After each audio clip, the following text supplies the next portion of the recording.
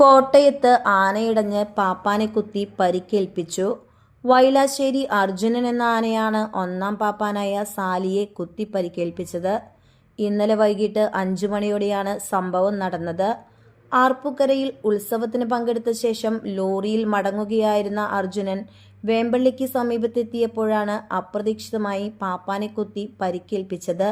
പാപ്പാനെ കുത്തിയ ശേഷം ലോറിയിലെ സുരക്ഷാവേലി തകർത്ത് റോഡിലേക്ക് ഇറങ്ങിയ ആന പ്രദേശത്താകെ പരിഭ്രാന്തി സൃഷ്ടിച്ചതോടെ ഗതാഗതം കുറച്ചു സമയത്തേക്ക് തടസ്സപ്പെട്ടു. അവസാനം മറ്റ് പാപ്പാന്മാരും എലിഫന്റ് സ്ക്വാഡും ചേർന്ന് ആനയെ തളച്ച് സുരക്ഷിതമായി സ്വകാര്യ വ്യക്തിയുടെ പറമ്പിലേക്ക് മാറ്റി. പാപ്പാന്റെ കാലിനാണ് ആന കുത്തി പരിക്കേൽപ്പിച്ചത്.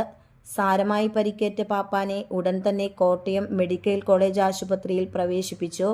നിലവിൽ പാപ്പാന്റെ നില തൃപ്തികരമാണെന്നാണ് അറിയാൻ സാധിച്ചത്.